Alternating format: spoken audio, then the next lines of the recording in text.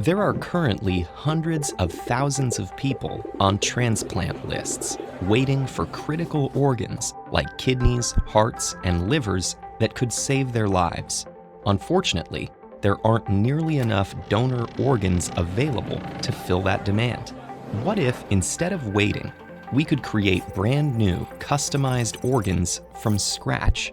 That's the idea behind bioprinting, a branch of regenerative medicine currently under development. We're not able to print complex organs just yet, but simpler tissues, including blood vessels and tubes responsible for nutrient and waste exchange, are already in our grasp. Bioprinting is a biological cousin of 3D printing, a technique that deposits layers of material on top of each other to construct a three-dimensional object, one slice at a time. Instead of starting with metal, plastic, or ceramic, a 3D printer for organs and tissues uses bio-ink, a printable material that contains living cells. The bulk of many bio-inks are water-rich molecules called hydrogels. Mixed into those are millions of living cells, as well as various chemicals that encourage cells to communicate and grow. Some bio-inks include a single type of cell, while others combine several different kinds to produce more complex structures. Let's say you want to print a meniscus, which is a piece of cartilage in the knee that keeps the shin bone and thigh bone from grinding against each other. It's made up of cells called chondrocytes, and you'll need a healthy supply of them for your bio-ink. These cells can come from donors whose cell lines are replicated in a lab, or they might originate from a patient's own tissue to create a personalized meniscus less likely to be rejected by their body. There are several printing techniques, and the most popular is extrusion-based bioprinting. In this, bio-ink gets loaded into a printing chamber and pushed through a round nozzle attached to a print head.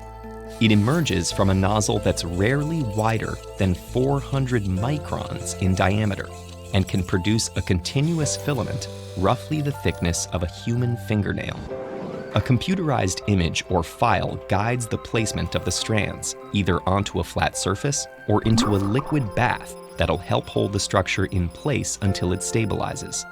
These printers are fast, producing the meniscus in about half an hour, one thin strand at a time. After printing, some bio-inks will stiffen immediately. Others need UV light or an additional chemical or physical process to stabilize the structure. If the printing process is successful, the cells in the synthetic tissue will begin to behave the same way cells do in real tissue, signaling to each other, exchanging nutrients, and multiplying. We can already print relatively simple structures like this meniscus. Bioprinted bladders have also been successfully implanted, and printed tissue has promoted facial nerve regeneration in rats. Researchers have created lung tissue, skin, and cartilage, as well as miniature semi-functional versions of kidneys, livers, and hearts. However, replicating the complex biochemical environment of a major organ is a steep challenge. Extrusion-based bioprinting may destroy a significant percentage of cells in the ink if the nozzle is too small, or if the printing pressure is too high. One of the most formidable challenges is how to supply oxygen and nutrients to all the cells in a full-size organ. That's why the greatest successes so far have been with structures that are flat or hollow, and why researchers are busy developing ways to incorporate blood vessels into bioprinted tissue. There's tremendous potential to use bioprinting to save lives and advance our understanding of how our organs function in the first place. And the technology opens up a dizzying array of possibilities, such as printing tissues with embedded electronics.